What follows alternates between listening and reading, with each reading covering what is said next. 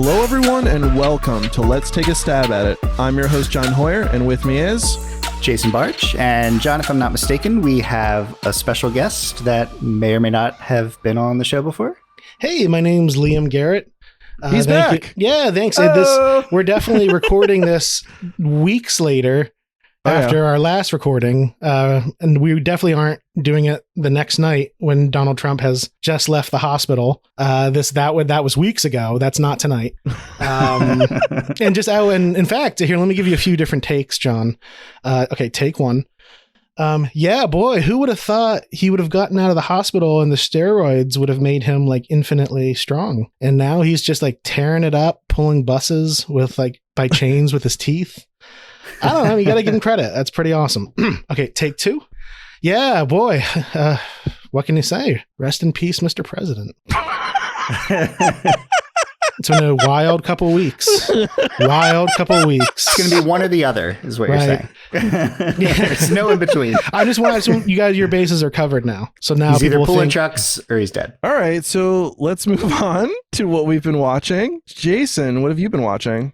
So I've not been watching a whole lot, but I did recently rewatch This Is the End, which is a pretty funny movie. The first half, especially, maybe 2/3. The end kind of isn't great, but are you saying you didn't like the Backstreet Boys stuff?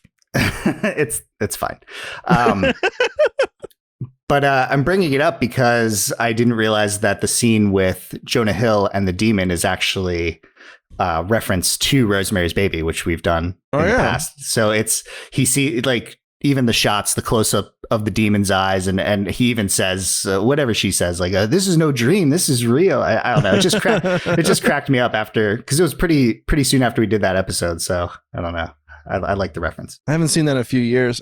I really enjoyed that and The Interview. So I'm pretty into. I still haven't seen The Interview, but yeah, I mean this Is the End is very funny, especially the first half. It's quite a bit better than The Interview, but really, The Interview is pretty fun, I think. Nice. I concur. What have you been watching, John? I've been watching a movie called Tenebrae, which is a film by Dario Argento. So I heard a lot of good things about this. So people online were saying it's his most accessible film. And I have to agree with that. It has a pretty interesting, simple premise, and it has a lot of good, interesting, fun kills.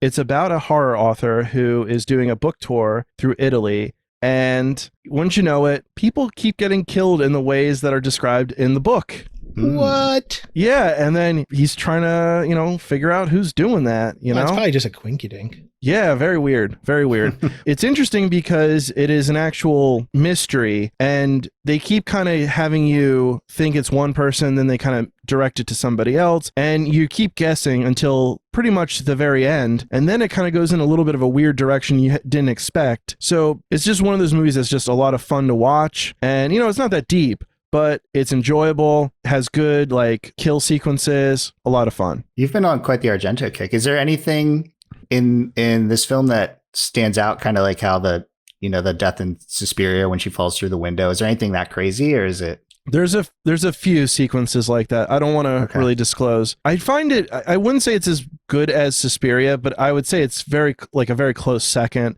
It's not as visually striking with all the very colorful lighting, but it has very operatic filmmaking that I would say is pretty close to maybe Brian De Palma and Blowout and some of his his known sequences where there's a lot of these crane shots that are very impressive and foreboding and really enjoyable. I mean, it's still kind of in the same realm of being a little schlocky, but I think it's, if you like Suspiria and are wanting to check out other Argento movies, see Tenebrae. Nice. Word. So how about you, Liam? What have you been watching?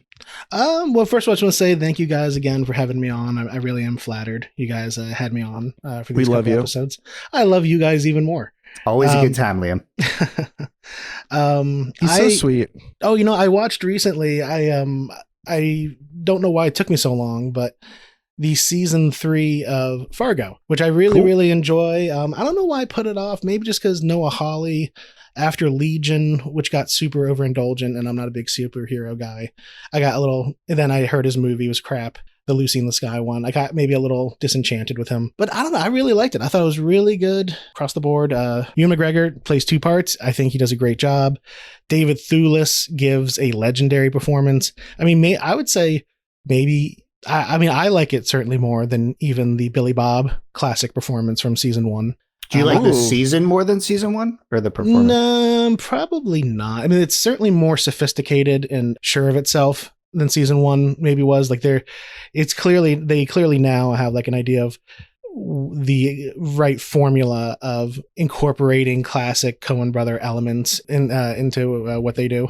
That's interesting. I thought season 1 seemed pretty sure of itself, but I don't know. It did. I'm just saying it's gotten more. I just feel like season 2, I think in some ways I like season 2 the best just because I thought that was the most interesting characters and plots. It's interesting because I thought there was no way 2 would come close to 1 because I really love season 1, but I kind of go back and forth on which one's my favorite. I think I'd still go with 1, but man, 2 is very good. Well, the thing that I like 2 more overall, but the big advantage to season 1 that season 2 of course doesn't have is having an all-time great character played by an all-time great actor like Billy Bob Thornton. So Billy Bob Thornton playing one of the Coen brothers do such a good job at that, really a legitimately impressive and scary badass character, a la Anton Chigurh. Yeah. But anywho, so anyway, I finally watched it. I thought it was good. The ending I think fizzles a little bit.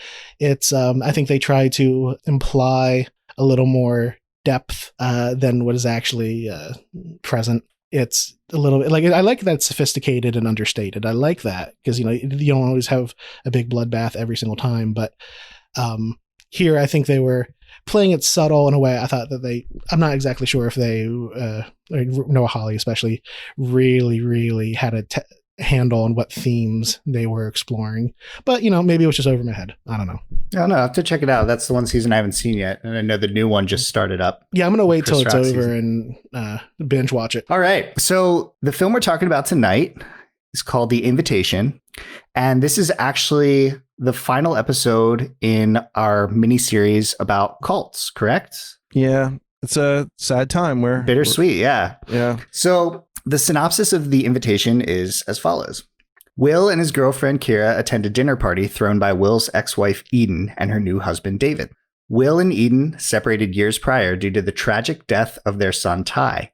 And this is the first time since then that this particular group of friends has gotten together. As the evening progresses and grows increasingly uncomfortable, we discover that Eden and David have joined a group called The Invitation, which claims to offer support for people dealing with a tragic loss. So if you've been following the podcast until now, you can probably deduce that group, in fact, means cult, and that this is not your run-of-the-mill grief recovery group. Am I right, John? Oh, yeah. Yeah, so I've seen this movie. I think I saw it about when it came out, and this is the second time I've watched it. And I gotta say, I really enjoyed it. It's a good little slow burn kind of thriller, and it kind of has some interesting things to say about trauma and grief. And I think in similar to Midsummer, it kind of focuses in on how people interact and how characters don't want to be, don't want to seem like the bad guy. So like a lot of people are not leaving an event because they don't want to seem rude, even though who wants to be like indoctrinated into a cult like that when you think you're just gonna have a nice dinner. So I had a really good time with it. I think we'll talk about it later, but I think the final shot is amazing and something that really sticks with you. Yeah, absolutely. I was a big fan of this as well. It kind of snuck up on me when I first saw it a few years ago. And I think the effect is definitely better the first time around, when it's unlike Midsummer, which kind of maybe gets better with each rewatch. This one, once you kind of know what's going on, it's not quite as exciting, but I thought it was really good. I mean, kind of a tidy little, slow burn thriller horror. I don't know. I thought, just the whole setup was very interesting because it's really uncomfortable from the beginning, just the situation alone. And they use the circumstance to kind of mask things that are would raise a lot more red flags, you know, it's like characters are dealing with like this death of this kid and being around all these people again, and it's masking that there's, you know, weird cult people that are just hanging out in the house. Yeah. And you can tell that Will is kind of really conflicted about whether or not he wants to attend this. Yeah. But it's like he's doing it to see his old friends. He's doing it to, you know, I guess maybe get some closure with his wife, because things got pretty intense after they lost the kid, as we discover. And, you know, maybe he's going through all this to try to get some closure for himself. Well, he is. One thing I notice about Will right away is his face and his hair and his facial hair. Because, you know, in flashbacks, we see he was clean shaven and had a crew cut, but he's clearly now he's in what psychologists call in the 7 stages of grief. He's clearly at the Father John Misty stage, where he himself looks like a cult leader, which I thought maybe they were going to play with that in this movie. But as far as I can tell, they do not at all. They just wanted to have him look very like Father John Misty-ish.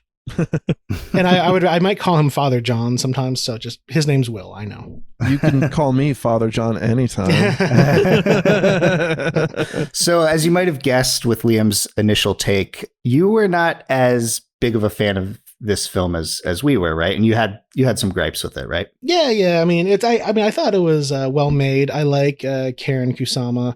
I was a big fan of Girl Fight when I saw it in high school. Dope movie. I like her, and I liked the way the movie looked. Especially, it's only a $1 million movie. I saw the budget.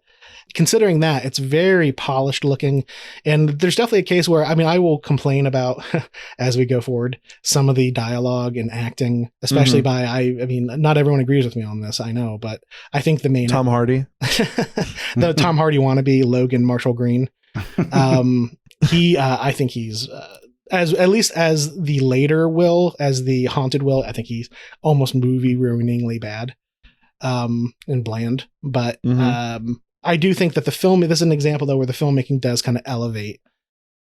Everything's staged and edited so well that it kind of keeps the pace is done so well that it kind of, you don't have time to really sit, like where if this was filmed like a Dogma 95 film, you know, just real like, you know, just using like video and whatnot.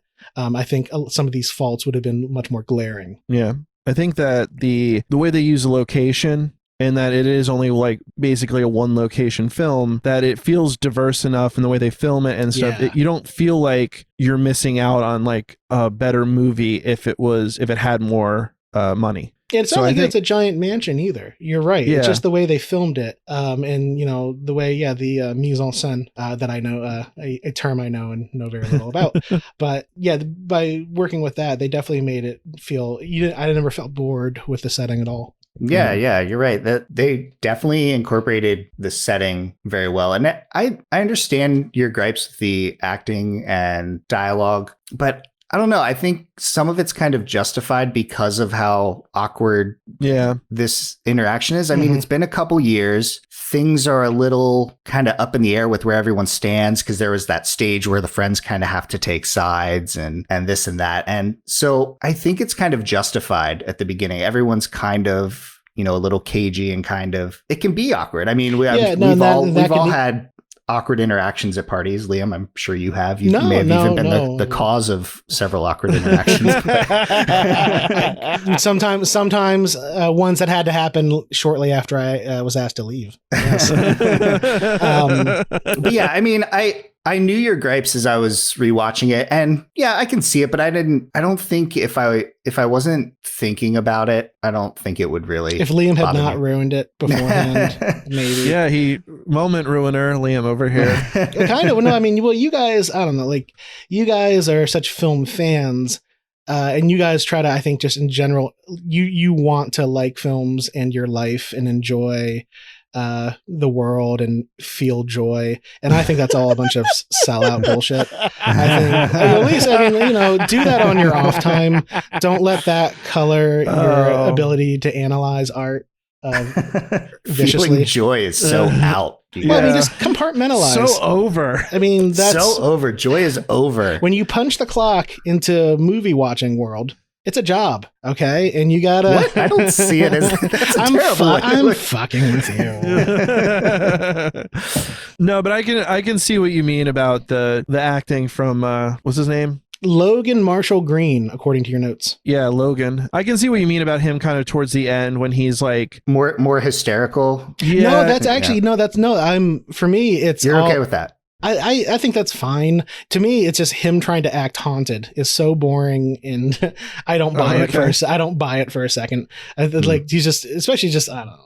I don't feel that he's haunted. I just feel that he's like, he feels honestly more like he's sulking than he's haunted by having a dead son. Listen, I understand sulking. So you thought he sulked well? I thought he sulked well. Yeah. I thought he was fine. I have a soft spot for him because he was on the OC. Shout out to any of the OC fans out there. Did you ever get that disc back? I remember you were complaining to me about someone took like disc 2 of something. Probably not. I don't know. They're all on HBO Max now. So I'm so sorry, Jay. I knew you were really holding out hope that would return.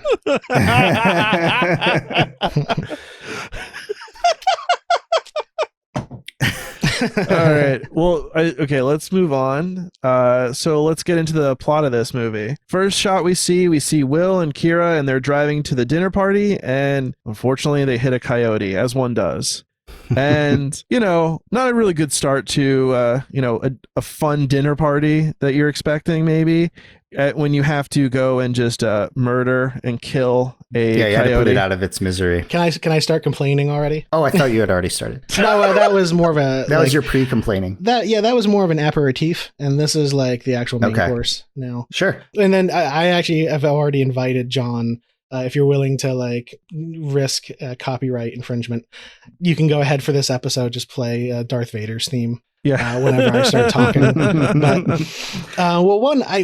like a lot of cliche movies, or at least movies with cliche scripts, I do feel like a lot of ideas feel like first ideas. And so like this to me, I feel like if you were workshopping something, like, all right, they're driving there, right? But something ominous should happen. He hits a coyote. Got it. All right, should we think about other options? Nope, that's it. We got it. He hits it, and then he has to put it out of its misery. This would have been a good chance also for us to find out anything about his girlfriend and her backstory, her life, her motivations, a general personality, but no. She just talks about the invitation. I think she's just, her personality is that she just likes hanging out with Will. He picked her up at the girlfriend store. Yeah. Probably on the way there. I stopped by and picked up some fresh girlfriends for everybody. I do totally agree that her character is maybe not even underdeveloped, but just unnecessary. Or just what? Because I was thinking about it, like, what if he went by himself? Like, what if he went? Like, would it have really changed anything? Like, we kind of get a little bit of the exposition at the beginning, like setting up, like, the situation. So I guess that would have been, more attention to setting up the plot would have had to go into it. But she didn't really serve much of a purpose, which was. I don't know. And it's weird because how little he interacts with her throughout most of the movie. Like, especially when he's like going through stuff for the most part. It's like she was a real trooper, just kind of hanging with those weirdos though. Like she just blended right in and put a smile on. And she makes it through to the end too. There was not really I guess that's fine. I think maybe that was almost like, well, if we're not going to give her a character, we'll at least let her live. Her, Well, I'm also sure the filmmaker is hyper aware of, because both people of Asian descent get killed. One of the gay men is killed. Like, I'm sure they're like, okay, we can't just have the straight white guys live at the end. We'll have one straight white guy, one gay white guy, and one woman of color. I think that was probably a consideration. They get to the house and Will gets to meet Eden's new husband, David, who seems like kind of a downgrade, to be honest. And, his beard is not nearly as full and thick. If Will is Father John Misty, then David is like, I don't know, David Koresh, maybe. Or he's not as haunted either. Not as haunted. No. And no one. Plus a little kind of a weedy little skinny chicken shit. Yeah, Will's was a much better. The only thing worse than like a sulking man is someone who's like all upbeat and like, oh, I've got through my trauma. Let me show you a video. So they get there. They kind of reintroduce to everyone awkwardly. And, so we learned that Will hasn't seen these people in 2 years. And of course, the best way to kind of break the ice is to show everyone a video for your cult that you just joined, because that's what you do. Well, and on the way there, just as a little welcome to the party, the character of Sadie, played well by actress Lindsay Burge, just stands there sans pants, visible only to Will. Yeah. And, again, the last time I was on the show when we recorded 2 weeks ago, I said, ladies, please stop putting, your pubic hair in our food to try to get us to like you. Similarly, again, ladies, please stop when we're at parties. Stop standing somewhere where you're only visible to us and giving us a little peek at your little squirrel tail. That is not appropriate. It's definitely a red flag. Yeah. At a party. There are a lot of them that people kind of ignored. Oh yeah. Yeah. So they show this video, and this group, The Invitation, their whole point is to help people dealing with the tragic loss. So they watch this, and it's very clearly like, it's very culty. They claim it's not. Also, you're in such a nice house, and then the way you show it to them is like, oh, here, let me put my laptop down. Yeah. I wonder, don't they have like a 65-inch TV somewhere or something they could be watching this Guys, lean forward. Let's watch it all together. It's but fine. Then everyone kind of jokes about it. They're like, oh, you're trying to recruit us. I get it. Like, we're trying to drag us in. But that's actually what's happening. And everyone just kind of moves on. It seems very LA to do that. Like, yeah. Ooh, is this one of these indoctrination things? He does. David does even refer to it as a science, I believe. He's like, it's a science, not a cult. That seems like a very LA thing to David. do. And around this time, they finally bring in Pruitt, the big, creepy, bald oaf, played by, creepy, bald oaf extraordinaire, John Carroll Lynch, who was portrayed as the Zodiac killer in David Fincher's Zodiac. He to me is the glue that holds the movie together. He's so good. Yeah, he's good. And you just see that guy and everything he's in. Yeah. The second he's on screen, I'm like, well, nothing good's gonna happen at the end of this movie. It's just like he has that presence where he's like, hey, I thought he did a really good job in this. Kind of like, I love how comforting he is when he tries to kill people. No, it's okay. It's okay. Which is so much creepier too. Yeah. You find out he has this past with anger issues, and we come to discover he actually killed his wife accidentally. There was an argument, and he shoved her, and she hit her head and died. Yeah. So knowing this, you can kind of tell he plays the character well, because you can tell he's kind of got a short fuse. You just get that sense, but he's really trying to be calm, and it's something he's been working on for a long time. And, this is his life now. It's very weird how open and vulnerable he acts during the beginning of a dinner party that's supposed to be fun. Mm-hmm. Like, oh, we'll play a game called I Want. And then it's like, say what you want. And he's like, all right. I want to tell you about the time I killed my wife. And went to jail. It was decades. Well, 7 years ago. It was 7 years ago. I just got out of prison. Hello, everyone. Somehow I'm already brainwashed. I went from prison to brainwashed in Mexico to here in a week. What he does there gets at the heart of what is going on between Eden and Will, who, as we mentioned, lost a child years ago, is this idea of people who just decide that they've let go of their pain. And when it's a shared pain, the person who's still holding on to it can kind of resent the person. What it's also, I always think it's I always get annoyed. People are like, I don't believe in regrets. I don't believe in living with regrets. And in fact, I loathe that. And to me, it's like, well, you should say that to someone who you really hurt. See how they react. Like, hey, that time I hurt you? Know that time I really, in this case, killed my motherfucking wife? I beat my wife to death. I don't regret it because I don't believe in regrets, and I forgive myself. He even says, like, I spent time in prison. That's how I paid for that or something. Like, it's water under the bridge, I guess, for him. Yeah, he should tell her family that at Christmas. Yeah.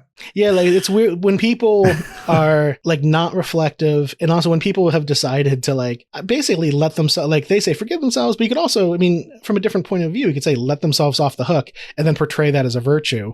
That can be maddening, especially if you're someone who shares the, if you're the person they hurt. Yeah, well, like what you were saying, that's kind of the core issue between Will and Eden is like he cannot stand how she's acting. Like none of this had happened. She's dealt with this much differently than Will. In a flashback, we see she tried to kill herself. And at this point, you can see that she's just kind of numb to everything and just blocking everything out except for this cult that she's in. This game they play, this I Want game, I think I've been to an average amount of parties. I've been to college. I've never played this game. Is this like a thing that people play? It's the premise is very simple. You just say, I want, and then you finish the sentence, and then you do that thing. So and the people there try to help you as well. Yeah. So like we said, Pruitt says he wants to talk about his wife. If you happen to kill someone, probably don't tell that story at a party during a game. Especially because David started the game. Like, boy, it seems like some of you got really weirded out by that cult video we showed you where a lady died slowly.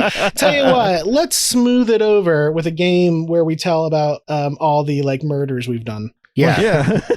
and the character who's at Gina, she's like, I want to do coke, and David's like, here it is, it's in my drawer. And then it's like, she's like, oh, I was kidding, but not really. And then who was the one that asked for a blowjob and then they like moved on from it? Tommy, they just moved on. Tommy, who was this? I think this movie's 2015, which was maybe the tail end of a trend there was for a while of having like a very bro-ish gay guy characters and things.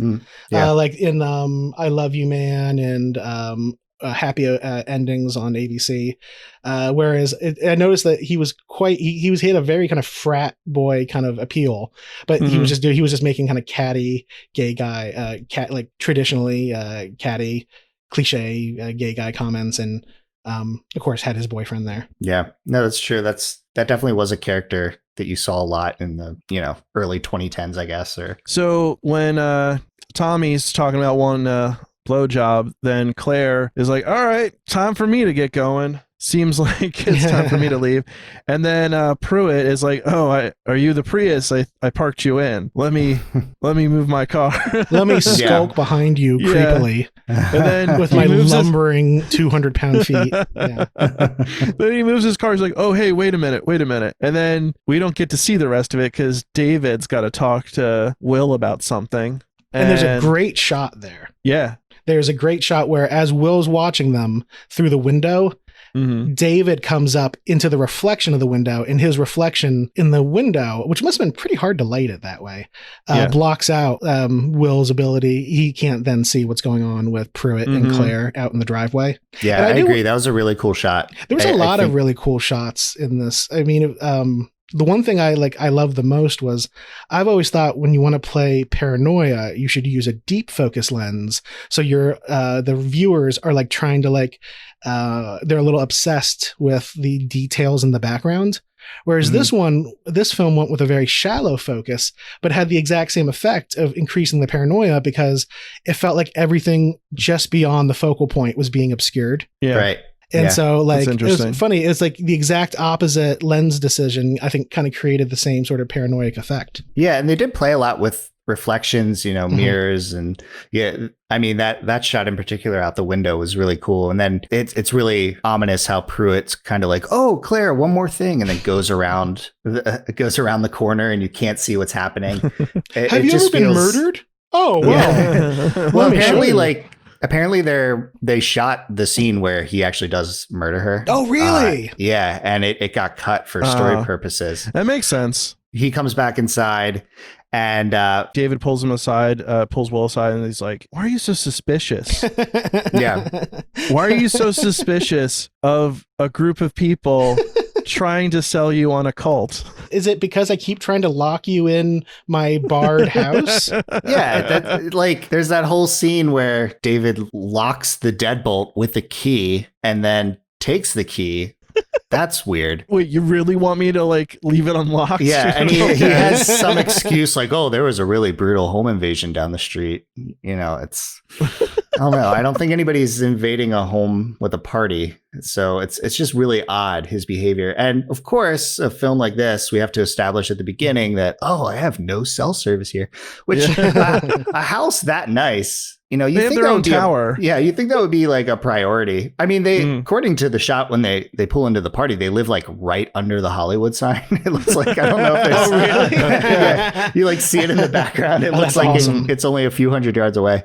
But I don't know, maybe the cell service isn't great up there, but David even brings up the thing like, then what? You're getting all suspicious now just because Pruitt's trying to help her with her car? I'm like, yeah, the big lumbering lummox who just told a story about murdering his wife with his bare just hands. scared her away. Yeah. Like, you think it's weird I'm watching what he does at night as my friend gets into her car? Yeah, you're right. I'm a real paranoid schizophrenic. It's true. Another thing I was going to say is like, upon retrospect, when I was rewatching it, Will goes outside and sulks a lot by the pool. Yeah. And it's like they make sure to lock the front door, but the door to go outside to the pool totally open. Come and go as you please.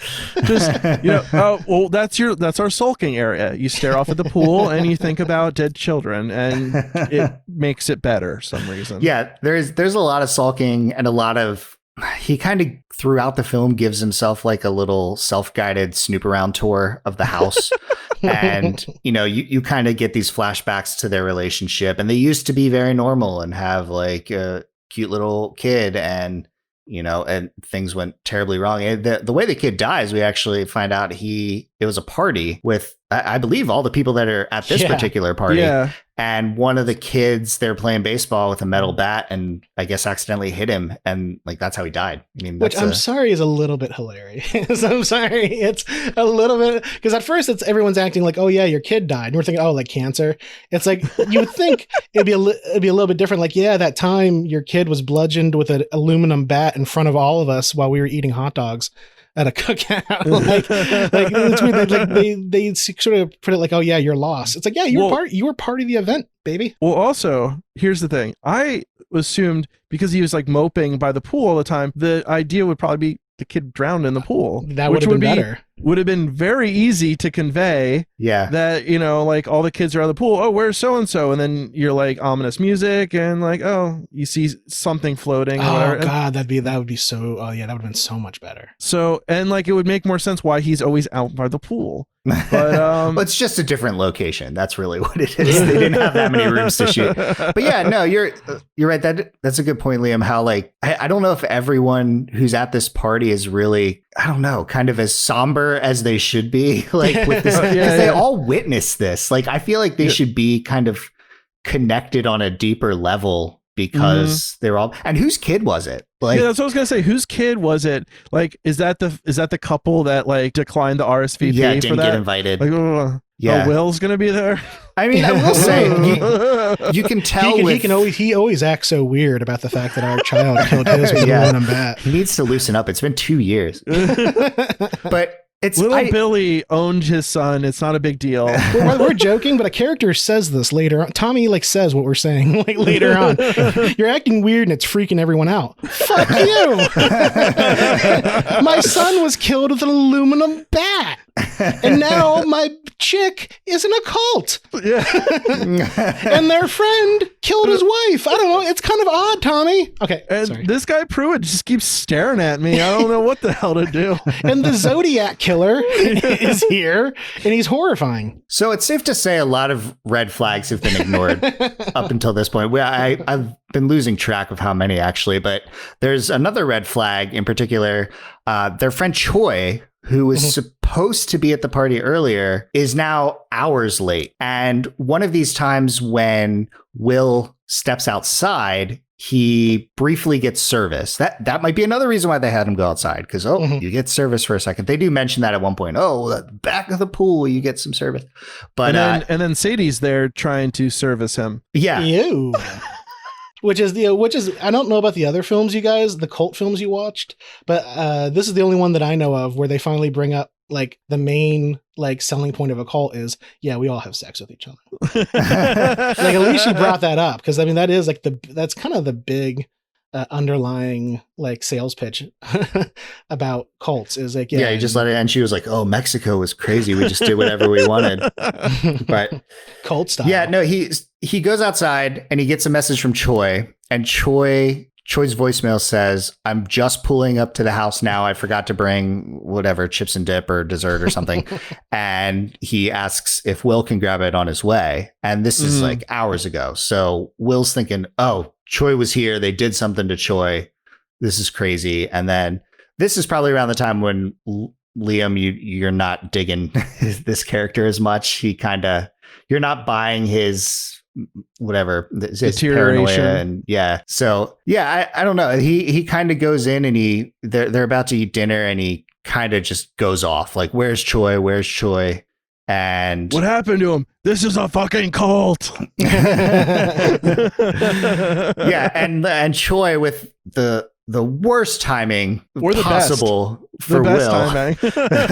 The worst or best timing. He shows up right after this rant, and well, you won't believe the crazy day I've had. Yeah, it's like I got called into work, and and also apparently my phone did work while I was pulling into the compound, even though he was there on time or early. Couldn't he have just gone in and said, "I'm so sorry, guys. I just got here, but I got called into work." Like everyone was wondering for hours where he was. It's just, I don't know. The other thing I would say, I think the kind of missed opportunity there is he really adds nothing to the dynamic. Well, he gets killed. Well, he does that to the body count. But it's not like he's like, I don't know, a personality that's like changes the dynamic of the conversations or anything. He kind of just disappears to the background a lot, like after that scene. And, he gets killed, like you were saying, but, it's not really that essential. I would have liked it if he was a little bit more interesting or had something. I don't know. I guess it just makes us second guess Will's paranoia a little bit. And it does its job as a twist. So and that's another good reason why not showing Claire actually dying earlier, it makes that whole little subplot more effective, I think. Yeah. Mm-hmm. So I don't know. So then Choi shows up and then Will just kind of does a 180 and he's outside again. He's like, I'm sorry. Yeah, he goes to sulk. And Kira shows up and I forgot about her. Yeah. She materialized out of thin air. Yeah. She goes, the universe sensed you needed a girlfriend, so I reappeared. Like, she doesn't seem to have any opinion about any of the odd things going on prior. Or work the next morning. Nothing. She's got nothing going on. Yeah. So, so she's having a heart-to-heart with him, and what does he say? I wrote it down. Oh, okay, go on.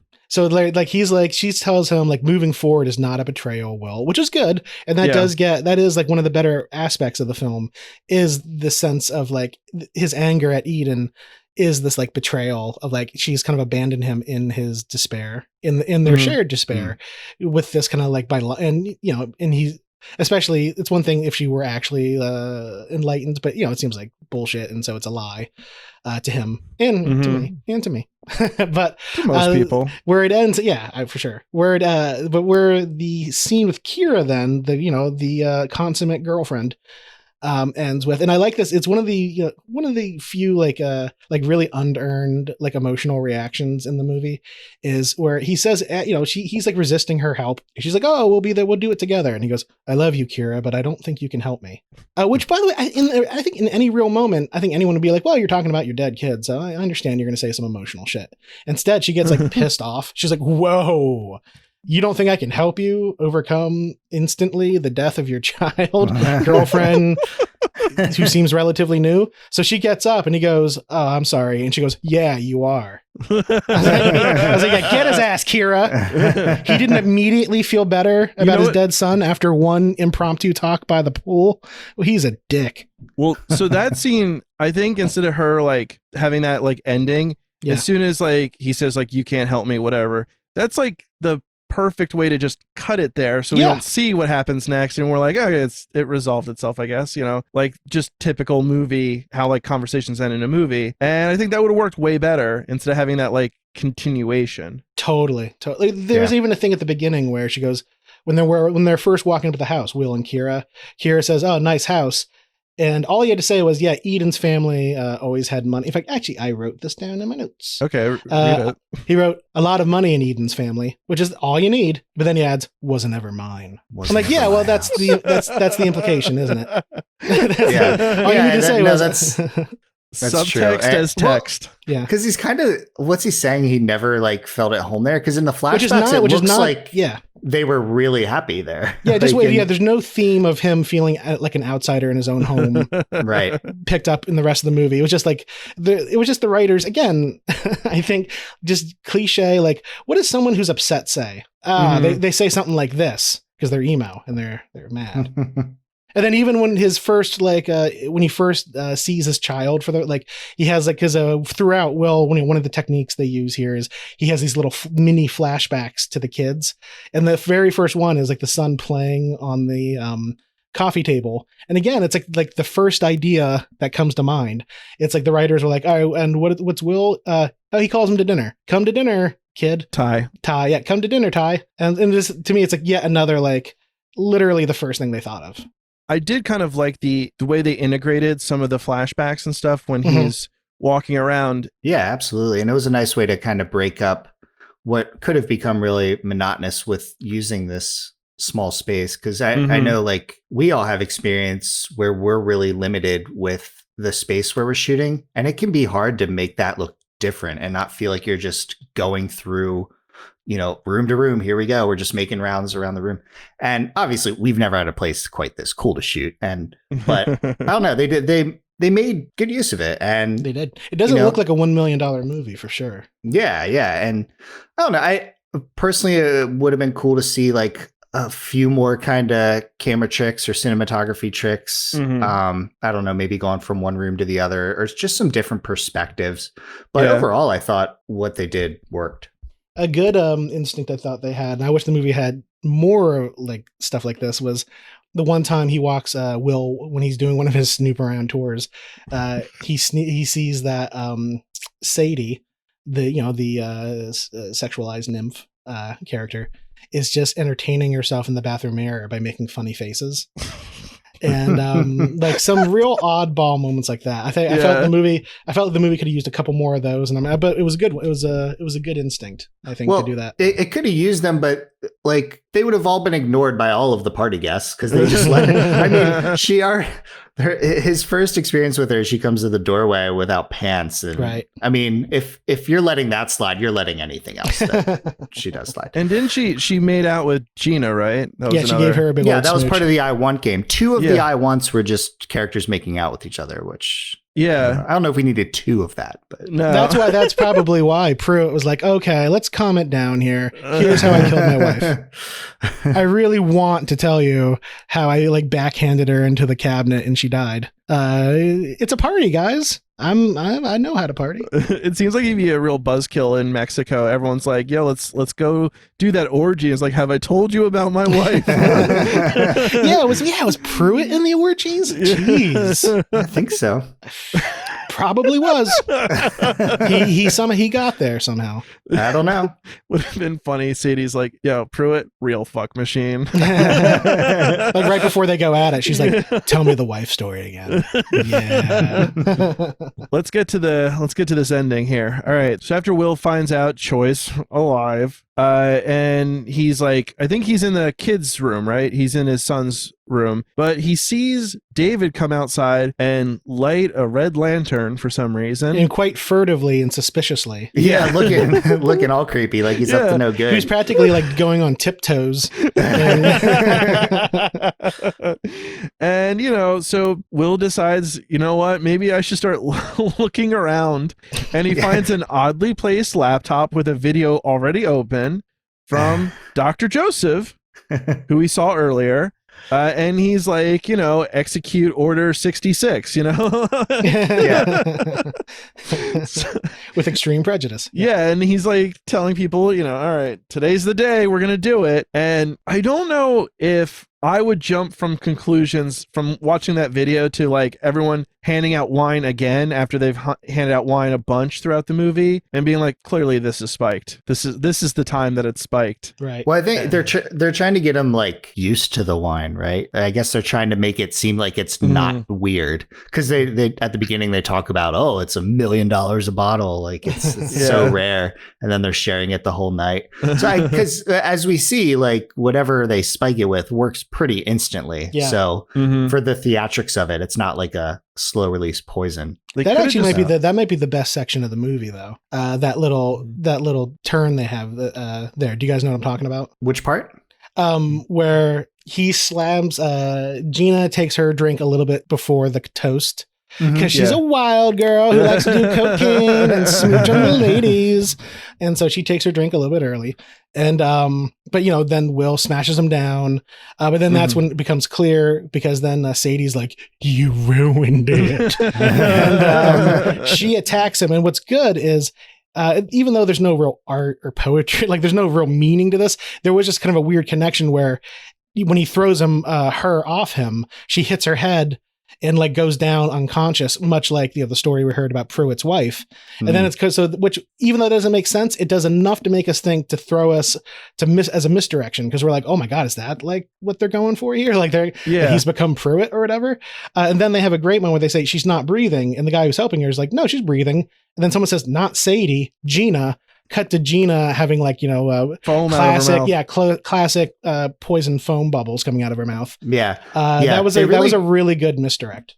I agree. Yeah. And they transitioned into the chaos pretty well there. It kind of happened in stages, but it was quick and it made sense. And then, there was that misdirect. Yeah. No, that was definitely a cool moment. Okay, so here's my question, because I brought this up on the House of the Devil episode as well. Do you feel that it spends too much time maybe in non-horror movie mode where it's kind of building?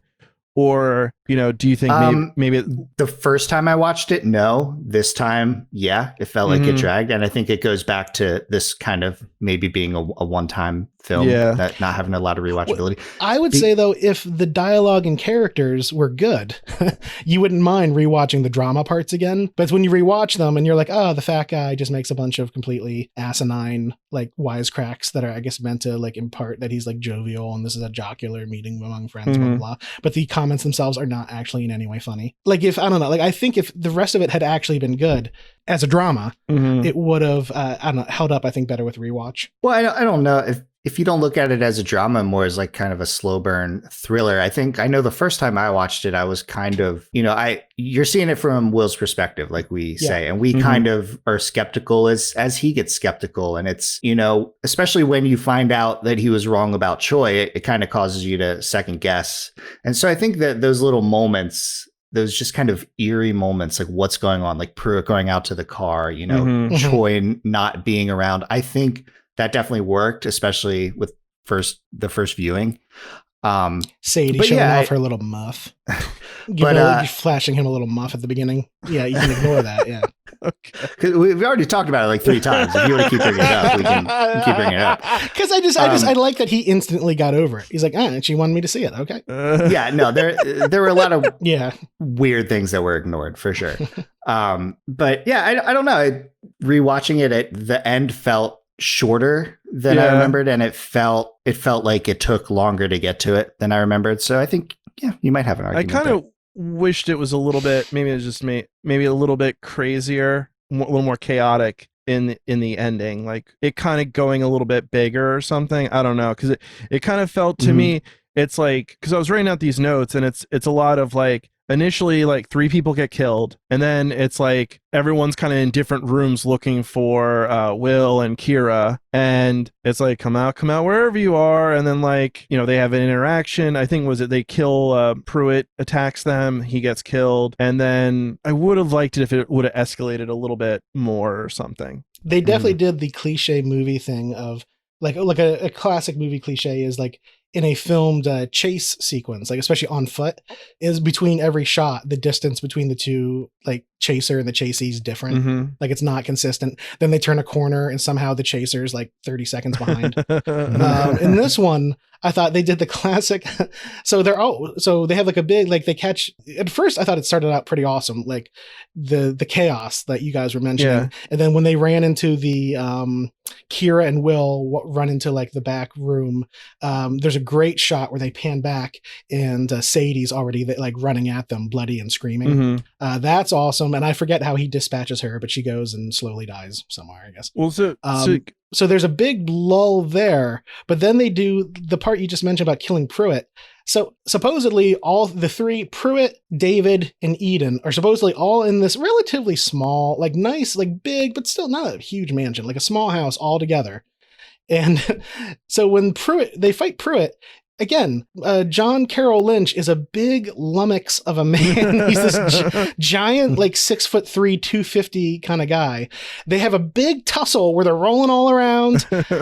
He shoots a bullet, I think. Kira then beats him to death, like his head in with a fire extinguisher or something. He wails. She kills him. And then like David and Eden didn't hear them. They then walk out and Eden turns around surprised to see them. I'm like, are you deaf? Like they were just murdering that guy. That took a minute and 20 seconds for them to kill him. Eden then shoots Will, shoots herself. And then, then Kira deals with that. And then a minute later, they cut to David downstairs going, Eden? I'm like, buddy, did you just find a pair of Bose Quiet Comfort headphones? And you were just like, were you vibing for the last 5 minutes? Because like they just killed a mountain of a man who yelled like an ox. And then they fired 2 shots. And you're like a minute later, like, where the fuck were you? Yeah. Were you in the catacombs, David? Okay. And then Tommy comes out of nowhere and then stabs Tommy's David. just been vibing. Which the last time we saw David, last time we saw Tommy, he got stabbed and like just fell down and that was all we saw. And then he's like, nope, I'm up again now for some reason. And then stabs David and, good triumphs over evil.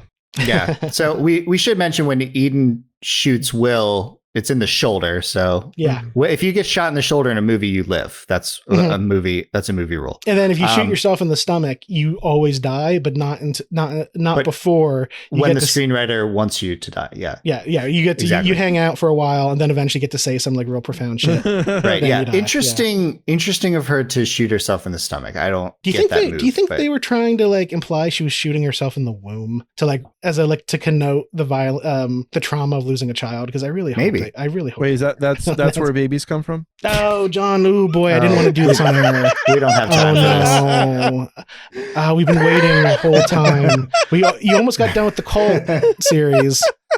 John, I'm sending you an email of a PowerPoint right now.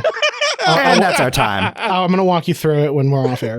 So, yeah, well, one thing that did feel more emotional to me this time watching it is when Eden asks Will to take her outside by the pool, and she's bleeding out of her stomach. She's going to die, and she just kind of breaks down and just talks about how she misses their son so much. And I don't know, that's like the first time in the film that she really acknowledges it, and she's not just kind of a shell of who she used to be. And and it's just like, I don't know, that was a lot more tragic to me this time around than the first time I watched it. I agree. What I would say though is it feels like very movie style though to be like, please do this thing for me. Please let me die in the garden or whatever. I'm telling you guys, if I die in front of you, you don't have to move the body. Leave it be. You just 2 weeks ago, the last time we recorded in the previous episode, you already have consigned me. I have to stuff and mount you in Jason's living room. That's true. We did. No, but you don't have to pull me as I'm dying. I'm not saying you don't have to like drag my body out to like the garden because I don't give a shit. Like I don't need it. I can just like throw a little tarp over you for a few days before I get started. Honestly, that's very sweet of you. Yeah, no, buddy, no problem. You honestly didn't even really need to ask. So anyway, all right. So they're out there and you hear like helicopters, sirens, and all sorts of crazy shit. And then you get this 2 awesome wide shots where you see these red lanterns in all of these other backyards and other houses and stuff. So you realize, oh, this has been going all over tonight. And because they haven't had their cell phones working, they didn't know that this was occurring. Yeah. Yeah. That's a really cool shot. Just like red lanterns everywhere. And the first time I watched it, I was 100% expecting a coyote to walk through the frame. Just like walk through I totally thought they were just going to call back to the coyote and just have it like walk.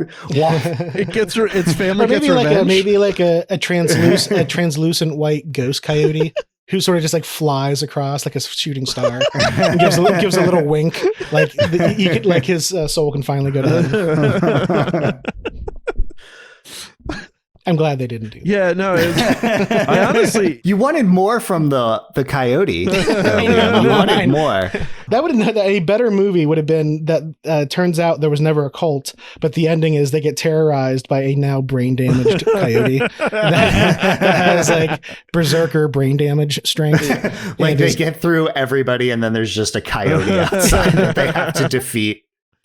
So I will say, I do think that ending though is like, I don't know, for me, it is almost like it kind of elevates the rest of it by that like last shot, and how that's kind of like a gut punch of like I don't know if you call it a twist, but like a revelation, I guess. Yeah. I love movies that have that kind of like final shot that really like just, I don't know, hits home or hits hard for you and stuff. I don't want to mention any on the air because then it would kind of ruin like the effect, but like there are a couple movies that I've seen recently that do that, and I was like, what do you mean ruin the effect? Like you would spoil them for other people? Yeah, I don't want to mention, because I know neither of you two have seen. Oh, right. So yeah, please don't. Let's move on. So let's take a look and compare this cult to the cults of the other films. And so I guess this would be the first one. Yeah, this is the first one that's, actually like suicidal. And yeah. And that's interesting that we had that. Yeah. Because we started off with a lot more witches and satanic cults. And then Midsommar was more of just a cult based on tradition. And then here we have a cult, which is actually probably the most realistic type of cult that we would come across today. This cult where everyone's kind of brought together because of their vulnerability and because of their grief and because they want this shared experience with people. I feel like as we've progressed, especially with, Midsommar and this film, our protagonists are becoming aware of the cult much earlier in the film, which is interesting. I feel like this film, especially, like they literally show them a video. It's one of the first things they do. And like only one character has the sense to kind of get out of there. And I think that's kind of a testament to how these cults kind of try to brainwash you more or less and just kind of try to justify everything that's happening. And also like they are into it, watching the video as like almost like isn't this interesting? This is fun. Yeah. Like their little irony poisoned about it. But in a way, they're kind of like the previous film we had talked about when we recorded 2 weeks ago. Midsommar, Florence Pugh's character, when she has that fight with Christian, he's like doing all these kind of outlandish, basically in this case, saying outlandish like lies that are just, transparently false. And whereas these cult people, they're clearly like, doing indoctrination techniques right out in the open and showing a video. And what they're doing each time, Christian relying on Danny's like unwillingness to sort of call him out and politeness and whatnot. And whereas in this movie Invitation, Eden and David are sort of, I guess this may be even true of real cults too, where they probably take advantage of people's politeness and niceness, like to like, oh, let's just hear them out, and then over time they actually can start to probably indoctrinate them. That's a good point. So Liam, I take it you would join this cult? I'd have to see the makeup. I like, if it's in Mexico, that's a good start. That's a good start for me. I like Mexican food. I could see you standing in doorways without pants. You're always inviting me to do so whenever I come to your house. I'm like, where's Liam? Oh, there he is in the doorway. That's his move. He's giving some knowing looks. I just think it breaks the ice. Yeah. It lets people know I like to have fun.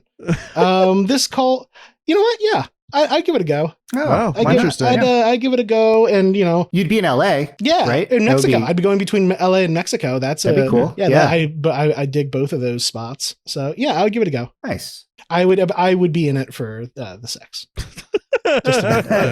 Just to be clear, John. Well, I know I'm going to disappoint everyone here. Oh no.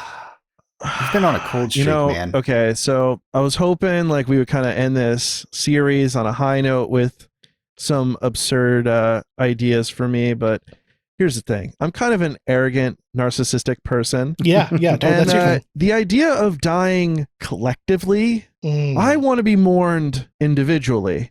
And I have always worried that when I die, some like much more beloved celebrity would die at the same time.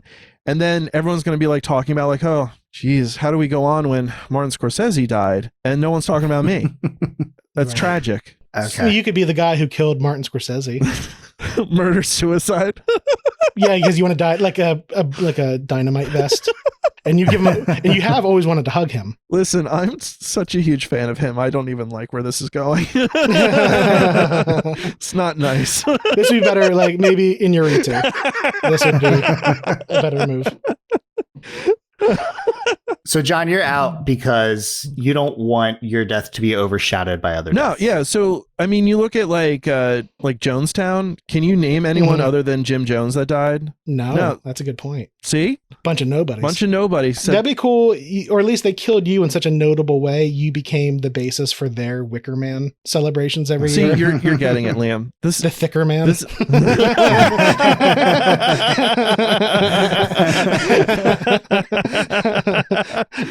I'm one to talk. Yeah, so well, I'm glad to have you on the podcast, Liam. It's really great for John's self-esteem. Go jump off a bridge. No. Anyway, all right. The moment we've all been waiting for, Jason. That's a lot of pressure saying that's the moment we've all been waiting for. You're just dying for me to join one of these cults, aren't you? It is the last episode. No, this one's a pretty easy no for me. The people they brought to the party do not seem that interesting. I'm not experiencing grief, so I can't relate with them on that level.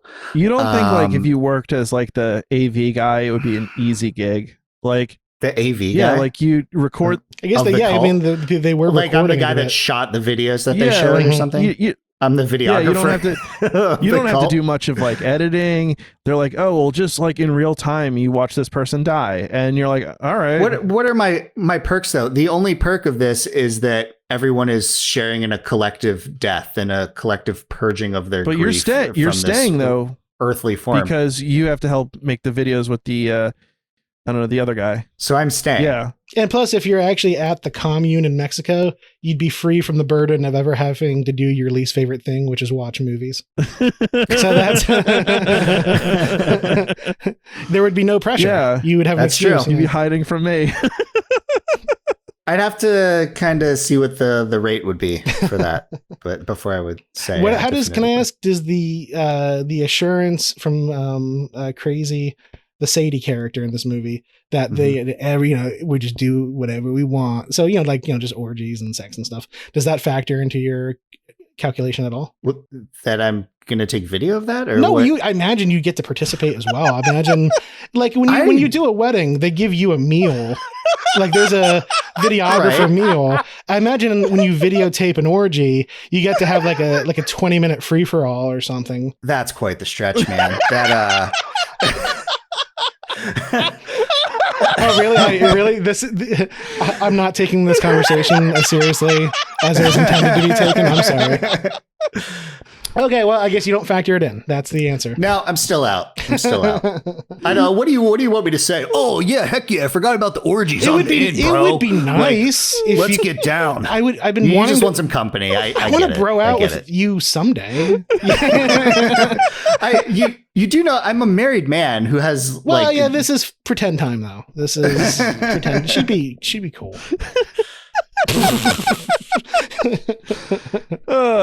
I wouldn't have even brought this up myself because I just know this is where it would go with Jason. All right. Anything else, gentlemen?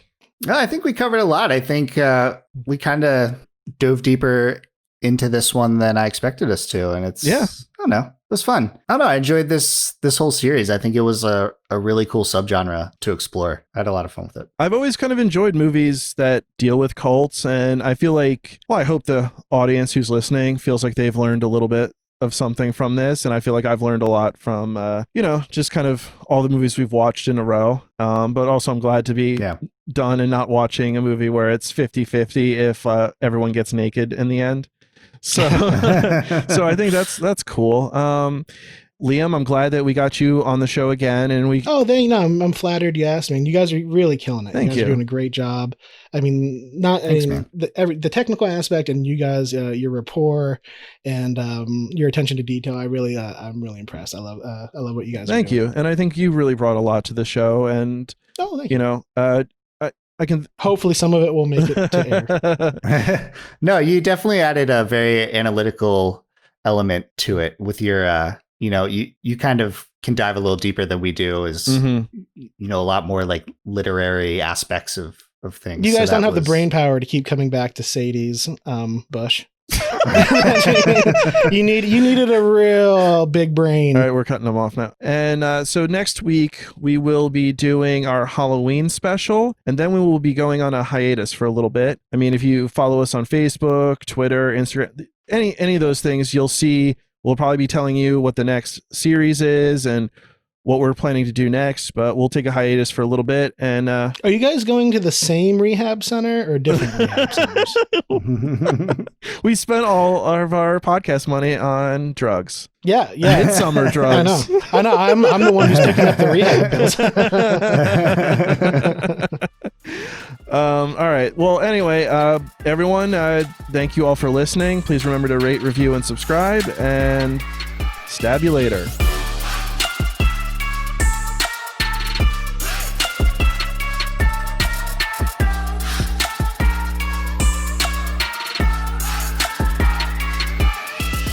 Oh, yeah, heck yeah. I forgot about the orgies on the end, bro.